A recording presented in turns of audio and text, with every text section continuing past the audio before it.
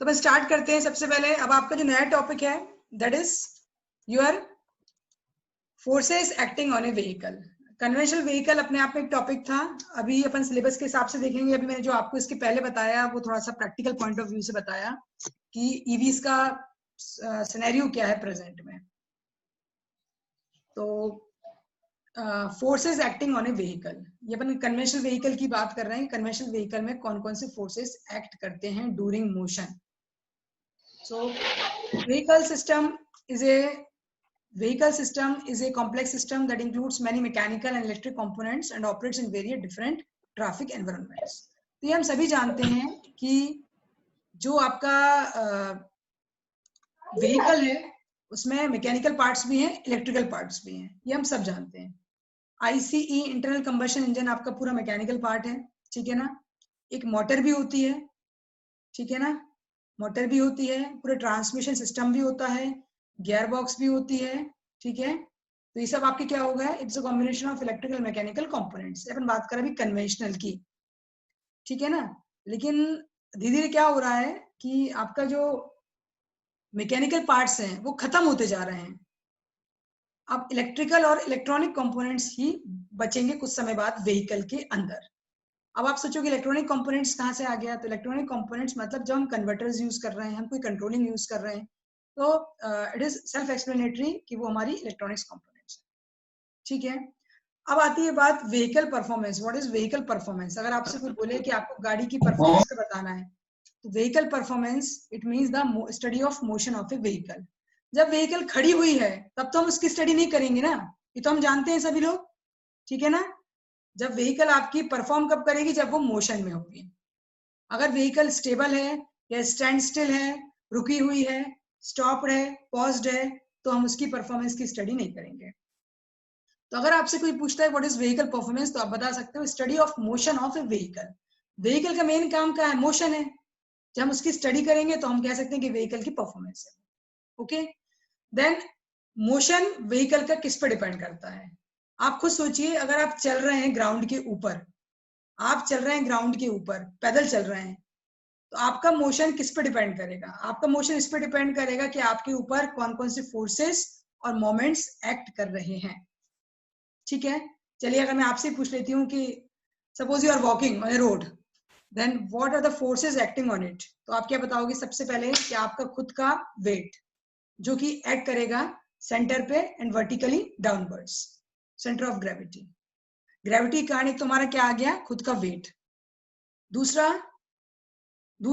जिस रोड पर हम चल रहे हैं, जिस रोड पे हम चल रहे हैं, ये बहुत मायने रखता है कि रोड का सरफेस कैसा है।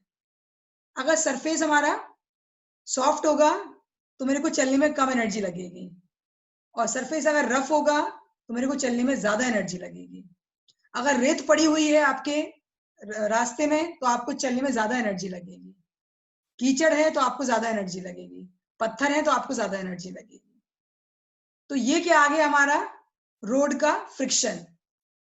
दिस इज रोड का फ्रिक्शन, ठीक है। और मोशन कैसे कर पा रहे हो आप? मोशन ऐसे हो रहा है कि जो भी आपका जो लेग है, जो पैर है, उसके और रोड के बीच में जो भी एक कॉन्टैक्ट एरिया है, उसके कारण मोशन हो रहा है आपका फॉरवर्ड डायरेक्शन में। समझ पा रहे हो मेरी बात को? यस और नो? एटलीस्ट यस और नो बोलो बेटा, समझ में है ना? Yes, तो ma'am. हाँ, तो ये अपन बात, ठीक है ना। तो अपन ये बात कर रहे हैं अभी कि अगर एक इंसान चल रहा है तो उसके ऊपर कौन कौन से फोर्सेस एक्ट करेंगे। तो सबसे पहले उसका खुद का वेट जो कि डाउनवर्ड डायरेक्शन में एक्ट करेगा, और जब वो आगे की तरफ बढ़ेगा तो फ्रिक्शन ऑफ रोड, रोड आपका कैसा है, सॉफ्ट है, हार्ड है, रफ है, ठीक है ना। और इसके अलावा एक रहेगा आपका एयर फोर्स या एयर का फ्रिक्शन, जो आपको पीछे की तरफ खींचने की कोशिश करेगा, जो आपको पीछे की तरफ खींचने की कोशिश करेगा। लेकिन आपको बढ़ना है आगे की डायरेक्शन में, तो आपको इन सब फोर्सेस को लेते हुए फिर आपका मूवमेंट रहेगा फॉरवर्ड डायरेक्शन में, और फिर जो आप मूवमेंट दिखा पाओगे वो आपकी रहेगी परफॉर्मेंस। जो आप मूवमेंट दिखा पाओगे वो आपकी रहेगी परफॉर्मेंस। जैसे समझ लीजिए कि आप बीच सेंटर में खड़े हुए हो, दो लोगों ने आपको, एक इंसान ने आपको इस हाथ से पकड़ा और एक इंसान ने आपको इस हाथ से पकड़ा। Suppose are playing kabaddi, suppose किसी ने आपको यहाँ से पकड़ा, किसी ने आपको वहां से पकड़ा। आपको क्या करना पड़ेगा, वो जो भी खींच रहे हैं पीछे की तरफ, that is your reverse force, आपको उसके अगेंस्ट एक्ट करके फिर आगे की तरफ बढ़ना पड़ेगा। तो वो सब रजिस्ट्रेटिव फोर्सेस के अगेंस्ट काम करके जब आप आगे बढ़ोगे तो वो आपकी परफॉर्मेंस कहलाएगी। ठीक है, एक तरीका ये है कि वो आपको पीछे की तरफ खींच रहे हैं तो आप पीछे हो जाओ, एक ये है कि आप उनका रिपल्शन करके आगे की तरफ हो जाओ, एक होता है कि आप जहां हो वहीं खड़े रह जाओ। ठीक है, तो ऐसे हमारे पास व्हीकल के लिए होता है। जब हम व्हीकल की बात करते हैं तो व्हीकल मोशन में जाती है तो उसके ऊपर बहुत सारे फोर्सेस हैं जो एक्ट करते हैं, उसको जिसके अगेंस्ट काम करके फॉरवर्ड डायरेक्शन में मूव करना होता है। So third point is vehicle dynamics and performance that deal with vehicles drivability, fuel economy, braking performance, handling characteristics, noise, vibration, harshness, etc. So ये तो कैरेक्टरिस्टिक्स दी हैं कि कौन कौन सी हम कैरेक्टरिस्टिक्स देखेंगे। तो हमें पता ही है कि जब हम बात कर रहे हैं कि परफॉर्मेंस की तो कहीं ना कहीं हमें देखेंगे कि ड्राइविंग सेंस कैसा है व्हीकल का। फ्यूल इकोनॉमी मींस एवरेज, कितने का एवरेज दे रही है वो। ब्रेकिंग परफॉर्मेंस मतलब जब हम ब्रेक लगा रहे हैं तो ऐसा तो नहीं बहुत ज्यादा हमको धक्के महसूस हो रहे हैं, या आपका जो क्या बोलते हैं ब्रेक एकदम से नहीं लग पाया, पता पड़ा आपने लगाया कुछ सेकंड्स के बाद लग रहा है आपका ब्रेक, या आपको गियर चेंज करने में प्रॉब्लम हो रही है, गियर एकदम बहुत स्मूथ नहीं है, सॉफ्ट नहीं है ना। देन नॉइस, बहुत नॉइस तो नहीं आ रही गाड़ी में से। जैसे कहते हैं कि किसी किसी कंपनी की जो गाड़ीज होती हैं, जैसे टाटा की जो गाड़ीज होती हैं, वो कहते हैं कि उनमें नॉइस प्रॉब्लम बहुत ज्यादा होता है ना। किसी किसी में वाइब्रेशंस बहुत ज्यादा होते हैं, सस्पेंशन प्रॉब्लम होता है। तो these are all the characteristics of a vehicle. ठीक है, मगर जो मेन कैरेक्टरिस्टिक्स होती है किसी भी व्हीकल की, the performance of a vehicle is usually described bye its maximum cruising speed, gradability and acceleration, है ना। अब मैक्सिमम क्रूजिंग स्पीड का मतलब ये होता है, एक तो स्पीड हम समझते हैं, स्पीड मतलब it is distance upon time, है ना, it is distance upon time. तो क्रूजिंग स्पीड का मतलब ये होता है सबसे इकोनॉमिकल स्पीड क्या है उस गाड़ी की। ये आपकी टू व्हीलर की भी हो सकती है, आपकी फोर व्हीलर की भी हो सकती है। जब हम कार ड्राइव करते हैं तो हम ये ध्यान में रखते हैं कि कभी भी जो स्पीड है ना वो 40 किलोमीटर पर आवर से कम ना जाए। उसको बहुत एक एवरेज स्पीड बोला जाता है 40 किलोमीटर पर आवर। तो हम ये कोशिश करते हैं कि जो गाड़ी है हमारी वो उससे नीचे की स्पीड पे नहीं जाए। तो क्रूजिंग स्पीड मतलब एक आपकी इकोनॉमिकल रेंज वाली बात हो गई है। दूसरा आता है ग्रेडेबिलिटी, ये आपने सुना होगा। ग्रेडेबिलिटी का मतलब ये होता है कि जब स्लोप आया है तो स्लोप में क्या गाड़ी कौन सी कांस्टेंट स्पीड को मेंटेन कर सकती है। जैसे आप देखना कभी जब स्लोप आता है ना तो ट्रक्स वगैरह को आगे जाने में बहुत दिक्कत होती है, क्योंकि एक तो पीछे लोडेड रहते हैं ट्रक्स, पूरा बसेस भी लोडेड रहती हैं आपकी, तो बहुत अच्छे से इसको स्पीड मेंटेन करनी पड़ती है। और जो नॉर्मल जो टाइम लगता है हमको चढ़ाने में गाड़ी को, सॉरी मतलब कि नॉर्मल स्लो उस पर चढ़ने पे रोड पे, एज कम्पेयर टू स्लोप में ज्यादा टाइम लगता है ना। ये आप सभी जानते हैं इस चीज को। तो ये होती है उसकी एबिलिटी कि वो स्लोप्स पे कितने अच्छे से कितना डिस्टेंस कवर कर सकता है कितनी स्पीड के साथ। क्या वो स्पीड कांस्टेंट रख पा रहा है या स्पीड उसको कम लग रही है या ज्यादा लग रही है। ठीक है ना। So this is all about gradeability. तीसरा आता है एसिलरेशन। एसिलरेशन मीन्स हम एसिलरेट कैसे करते हैं गाड़ी को, by changing the gears. So acceleration means d v upon dt, d v upon dt। Speed change करने को बोलते हैं अपन एसिलरेशन। अगर अपन एसिलरेशन चेंज कर रहे हैं with respect to time, speed change कर रहे हैं, that is known as your acceleration. तो मेन परफॉर्मेंस यही होती है इसकी, स्पीड, एसिलरेशन एंड ग्रेडेबिलिटी। ठीक है ना, ये आपके तीन पैरामीटर्स हो गए। तो the speed of the vehicle, अब हम बात करें कि व्हीकल की स्पीड हम कैसे निकालते हैं, तो वो आपकी डिपेंड करती है इंजन की एफिशिएंसी पे। जाहिर सी बात है इंजन की एफिशिएंसी पे, डीजल और पेट्रोल की इंजन पे के इंजन में बहुत वर्किंग में बहुत डिफरेंस होता है, हम सब लोग जानते हैं। परफॉर्मेंस पे, उसके वेट पे, गाड़ी का वेट क्या है, वेट ज्यादा होगा तो स्पीड कम मिलेगी, वेट कम होगा तो स्पीड ज्यादा मिलेगी। और programming of its electronic parts. तो ये जो मोटा मोटा है, this is all about vehicle, कि व्हीकल की परफॉर्मेंस में क्या क्या इंपॉर्टेंट रहता है। ठीक है, अब अपन आएंगे अपना forces acting on A vehicle. ठीक है, तो डीप में जाने से पहले अपन एक मोटा मोटा देख लेते हैं कि जब गाड़ी चल रही है रोड पर तो उसको कौन कौन से फोर्सेस है जो महसूस होते हैं। तो सबसे पहले आप इसमें देखिए एक लिखा हुआ है ट्रैक्टिव फोर्स। ट्रैक्टिव फोर्स मतलब forward force. Tractive force means it is the force between the contact area of the tyres and the ground. Tyre और ग्राउंड के बीच जो फोर्स आता है उसको बोलते हैं ट्रैक्टिव फोर्स, जिससे हमारी गाड़ी ड्राइव होती है इन द फॉरवर्ड डायरेक्शन। ये फोर्स कैसे मिलता है हमको? ये फोर्स हमको ऐसे मिलता है कि we are having a combustion engine जो आपका ट्रांसमिशन के थ्रू ड्राइव व्हील्स को पावर देगा, रोटेशनल पावर, ठीक है, और जो कि आपके व्हील्स को, चाहे वो फ्रंट व्हील्स हो चाहे वो रेयर व्हील्स हो, वो आपके फॉरवर्ड डायरेक्शन में मूव करने की कोशिश करेगा। तो this is known as tractive force. ये बहुत सिंपल है, मींस फॉरवर्ड फोर्स, आपका आगे के डायरेक्शन का force. Then second one is your weight. Weight किसका?